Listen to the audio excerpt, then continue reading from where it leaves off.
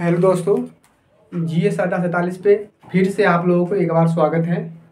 आज हम फिर तीसरी वीडियो लेकर आए हुए हैं और आज का जो वीडियो है बहुत ही इंटरेस्टिंग एंड बहुत ही एक भयानक वीडियो होने वाला है, क्योंकि कोई भी जो स्टूडेंट होते हैं कि 11th एंड 12th या ग्रेजुएशन के बाद या ग्रेजुएशन दौरान या 11th 12th के बाद जो वो चाहते हैं कि मैं एक कंपटीशन की तैयारी करूं, चाहे वो कोई भी कंपटीशन हो, बट उसको ये ध्यान नहीं रहता है या उसको ये मालूम नहीं रहता है कि उसको मैं उसका तैयारी कैसे करूं।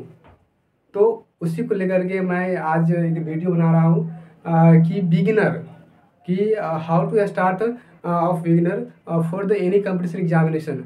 That for example is BPSC, UPSC and any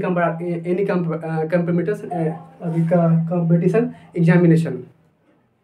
तो उसी के बारे में आज हम चर्चा करेंगे। तो जैसे कि बिगिनर जो होते हैं उसके मन में अनेक सारे सवाल पैदा होते हैं कि ऐसे कोई भी एग्ज़ाम में के दौरान वो जब तैयारी करने के लिए वो बैठते हैं तो उनके मन में बहुत सारे ऐसे जो क्वेश्चन आते हैं कि यार हम इसको स्टार्ट कैसे करें, क्या क्या हम पढ़े, कैसे पढ़े, नहीं पढ़े। बट वही स्टार्टिंग में वो घबरा जाते हैं कि इतना सारा मतलब बहुत सारे कॉम्पिटिटिव एग्जाम होते हैं कि उसमें तैयारी कैसे करें। तो उसी के विषय में जो आज हम चर्चा कर रहे हैं, तो उसी को लेकर के एक वीडियो है। तो आप लोग इस वीडियो को पूरा देखिएगा, शुरू से अंत तक देखिएगा, ताकि आप लोगों को वहाँ से कुछ सीख मिले और अपने तैयारी में कहीं ना कहीं उसको ऐड करें। तो ये स्टार्ट हम वीडियो अभी कर रहे हैं। जैसे कि बिगिनर जो होता है उसके मन में बहुत सारे सवाल आता है। पहला एग्जाम्पल के तौर पे हम बोलते हैं कि क्लास 12th के बाद बहुत सारे स्टूडेंट जो होते हैं कि वो सोचता है कि मैं कंपटीशन एग्जाम की तैयारी करूं, बट उसको ये मालूम नहीं होता है कि मैं तैयारी कैसे करूं, कि मैं तैयारी स्टार्ट कैसे करूं। एंड बहुत सारे जो ग्रेजुएशन के दौरान स्टूडेंट होते हैं वो सोचते हैं कि मैं ग्रेजुएशन करते करते कोई ऐसे कंपटीशन एग्जाम की तैयारी कर लूँ और उसको फेस कर लूँ और बहुत जल्दी मैं एक इनके सरकारी गवर्नमेंट एग्जाम को क्वालिफाई कर एक कहीं ना कहीं एक पद पे सुनिश्चित हो जाओ, और ताकि मैं एक बेरोजगारी के समस्या से पार हो जाऊँ। तो ये उसी को लेकर वीडियो है आज। आप लोग जरूर उसको सही से देखिएगा, पूरा देखिएगा, उसको आप मतलब स्किप मत कीजिएगा प्लीज़। तो आप लोग ध्यान दीजिएगा। जैसे कि क्लास 12th का जो स्टूडेंट क्लास 12th के बाद कोई भी स्टूडेंट चाहते हैं, क्लास 12th के बाद कोई भी स्टूडेंट या कोई भी स्टूडेंट मतलब चाहता है कि मैं जैसे कि UPSC BPSC जैसे बड़े बड़े एग्जामों की तैयारी करूं, तो वो आराम से कर सकता है, लेकिन उसको पता नहीं रहता है कि उसको मैं तैयारी कैसे करूं। तो सबसे पहले जो स्टूडेंट गलती करता है, मतलब बिगिनर स्टूडेंट कि ये गलती करता है वे कि वो मतलब वो सिलेबस को कभी नहीं देखता है वे, कि कोई भी एग्ज़ाम क्यों ना हो, ऐसे कि सेंट्रल गवर्नमेंट कोई भी एग्ज़ाम मतलब मॉडिफाई करता है या कोई भी स्टेट गवर्नमेंट जो मॉडिफाई करता है, तो कोई ज़रूर इस एग्ज़ाम का जो एक न एक निश्चित सिलेबस होता है। उसी सिलेबस के दौरान यदि हम उसको तैयारी करें या उसका तैयारी करें हम, तो कहीं ना कहीं एक हम सही डायरेक्शन वे में जाएंगे और उस तैयारी को कहीं ना कहीं हम पूर्ण रूप से बेहतर बना लेंगे। तो उसी के बारे में आज हम बता रहे हैं कि कोई भी एग्ज़ाम स्टार्ट करने से पहले, तैयारी स्टार्ट करने से पहले उसका हम जो सिलेबस होता है, जो मतलब गवर्नमेंट जो है इनकी बिहार गवर्नमेंट हो चाहे सेंट्रल गवर्नमेंट हो, वो अपने वेबसाइट पे मतलब दिया रहता है। तो सबसे पहले हम क्या करें, बिगिनर स्टूडेंट जो चाहते हैं कि मैं तैयारी करूँ बड़े बड़े एग्जामों की, तो सबसे पहले वो जाए कहीं से मतलब ये मतलब गवर्नमेंट की वेबसाइट पर जाए, सबसे पहले उस एग्ज़ाम की जो सिलेबस होती है उसको डाउनलोड करिए। क्योंकि जब तक आप किसी एग्ज़ाम का सिलेबस नहीं सही से पढ़िएगा तब तक आपको कुछ समझ में नहीं आएगा कि एग्ज़ाम का मोटो क्या है, ये एग्ज़ाम मुझसे चाहता क्या है, और फिर मैं उसमें करूँ क्या।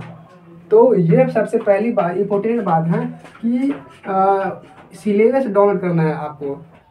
सिलेबस डाउनलोड करने के बाद उसको हम सही से रियलाइज़ करेंगे, उसको हम सही से पढ़ेंगे। उनके बाद हम थिंकिंग करेंगे कि यार उसमें क्या क्या आ रहा है, उसका सिलेबस क्या मतलब इसमें इसका सब्जेक्ट क्या क्या है। उसके बाद हम फिर से उसको हम एक जगह इकट्ठा करेंगे, नोट बना लेंगे उसको, और फिर से उनके बाद हम तैयारी में भिड़ जाएंगे। बट तैयारी में ऐसे ही नहीं भिड़ जाएंगे कि भाई सिलेबस तो मैंने पढ़ लिया, बट उस सिलेबस में है क्या, फिर उसमें हमें क्या पढ़ना है, कौन कौन ऐसे बुक है, कौन कौन ऐसी मतलब कौन कौन ऐसी मतलब जो भी चैनल वगैरह हो, तो उसको में हम क्या पढ़े नहीं पढ़े। तो ये हमें सिलेबस से ही मॉडिफाई करना पड़ता है। बट मॉडिफाई करने के बाद भी हम संतुष्ट नहीं हो पाते हैं, क्योंकि हम उसके बाद हम क्या होते हैं कि कई सारे ऐसे वीडियोज हम देखते हैं कि ऐसे तैयारी करो ऐसे तैयारी करो, और हम बहुत मोटी मोटी किताबों को खरीद कर तैयारी स्टार्ट करना हम शुरू कर देते हैं। बट क्या होता है, उसी कारण से बहुत मतलब स्टूडेंट सब 2-2 साल 3-3 साल एग्ज़ाम क्वालिफाई करने में टाइम वेस्ट करते हैं, फिर भी लास्ट अंतिम तक उसको कोई ना कोई एक भी जॉब नहीं मिल पाता है, जिस कारण से वो मतलब डिसहरेस्ट हो जाता है, वो मतलब डिसमोटिफाई हो जाता है, जिस कारण से वो उससे दूर हो जाता है। तो ऐसा नहीं करना है हमको। हमको क्या करना है कि सिलेबस डाउनलोड करने के बाद उसको हम सही से एनालाइज करेंगे। उनके बाद हम सबसे पहले कोई भी बिगिनर स्टूडेंट हो, बिगिनर जो स्टूडेंट होता है, बिगिनर स्टूडेंट होता है,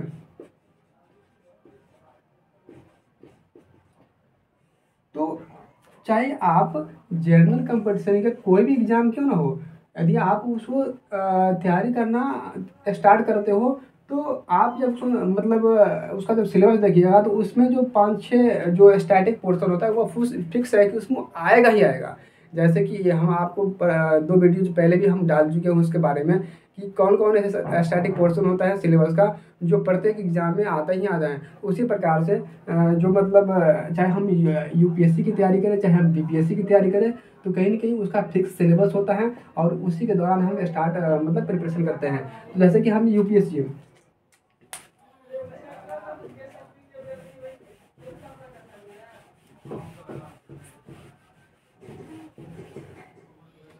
फर्स्ट ऑफ ऑल हम यूपीएससी की जब बात करते हैं, यूपीएससी की जब बात हम करते हैं तो यूपीएससी में क्या होता है कि हम आपको बोल दिए हैं कि सबसे पहले हम उसको सिलेबस पढ़ेंगे, सिलेबस को एनालाइज करेंगे, सिलेबस को हम रेड करेंगे सही से 2 बार 3 बार 4 बार जितना बार हो सके, वहाँ से जो हमको सीख मिलती है फिर हम एक क्या करेंगे, वहाँ से हम रियलाइज़ करेंगे क्या क्या हमको उसमें पढ़ना है नहीं पढ़ना है, तब जाकर हम किसी एग्जाम को सही रूप से मायने रूप से हम सही रूप से कहीं तैयारी कर पाते हैं।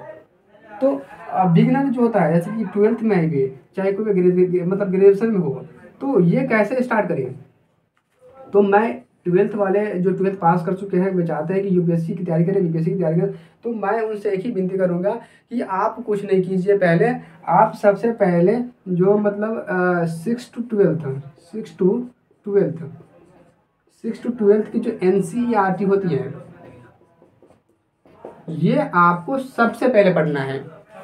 आपको कुछ नहीं करना है, जो एनसीईआरटी होती है 6 से 12th क्लास की, आपको सबसे पहले उनको कवर करना है, क्योंकि यूपीएससी सीधे सीधे उठाकर सवाल यहाँ से पूछती है प्रत्येक साल की। यदि आप जब तैयारी करिएगा, जब क्वेश्चन बैंक से आप या प्रीवियस ईयर से आप क्वेश्चन एनालाइज कीजिएगा, तो आपको अंदाज होगा कि मतलब कहीं नहीं यार सही बात है कि एनसीईआरटी से सीधे सीधे क्वेश्चन आ रहा है। तो हम सबसे पहले मतलब एनसीईआरटी को ही हम फॉलो करेंगे।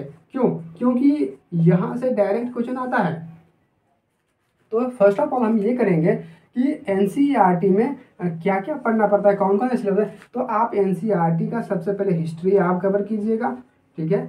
उनके बाद यहाँ से जियोग्राफी कीजिएगा, उनके बाद यहाँ से आप पॉलिटी कीजिएगा, ठीक है। ये तीनों कहीं ना कहीं हिस्ट्री मतलब एनसीईआरटी के लिए बेस होता है। यदि आप इन तीनों को सही से 6 to 12 पढ़ते हैं, तो कहीं ना कहीं आपका जो बेसिक लेवल होता है वो कहीं ना कहीं बहुत ही स्ट्रांग हो जाते हैं। और जब किसी भी स्टूडेंट का जो बेसिक स्ट्रांग हो जाता है, तो कहीं ना कहीं उसको एडवांस को समझने में किसी प्रकार की दिक्कत की सामना करनी पड़ती है।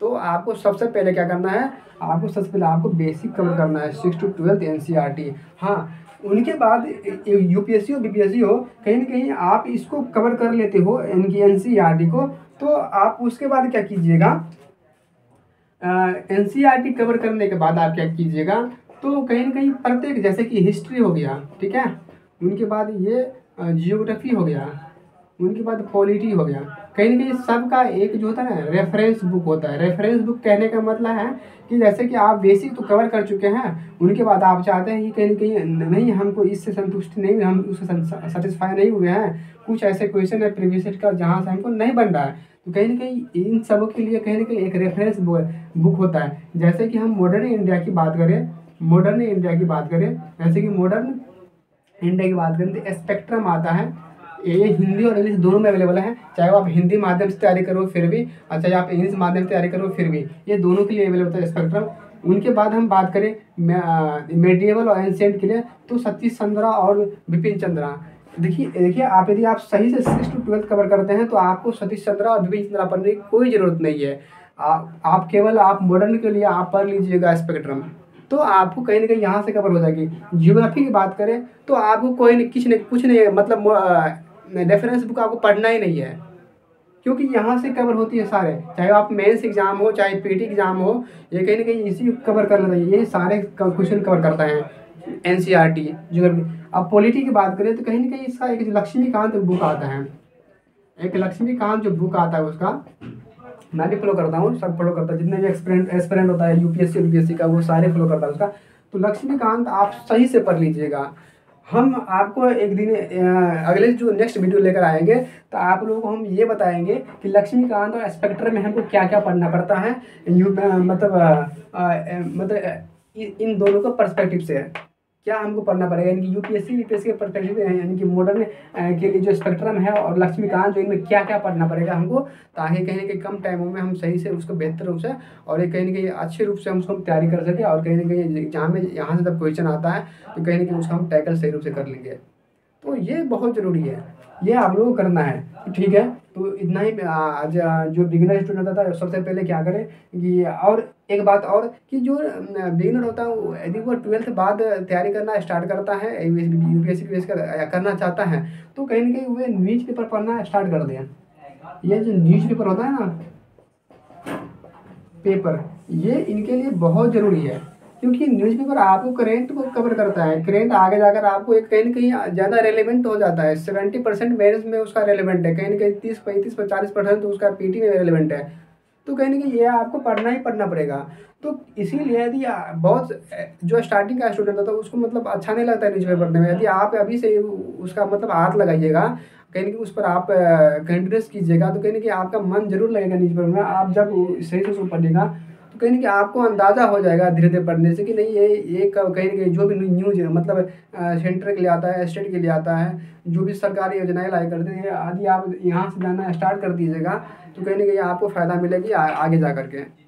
तो ठीक है, तो ठीक है, तो आप लोग ये मेरा 3rd वीडियो है, आप प्लीज़ उससे पहले मैं 2 वीडियो डाल चुका हूँ, प्लीज़ आप उसको पहले देखिए कि बीपीएससी का जो भी 2 महीने का टाइम है, बहुत ही कम टाइम है। अब कम टाइम में जो उसका ज़्यादा सिलेबस का जो रेलिवेंट होता है सब्जेक्ट में, तो उसको हम कैसे करें, उसको हम पहले वीडियो डाल चुके हैं। तो आप लोग मतलब निवेदन है कि आप पहले उसको देखिए, उसके बाद उस वीडियो को आप सही से देखिए, उसको भी पूरा देखिएगा प्लीज़।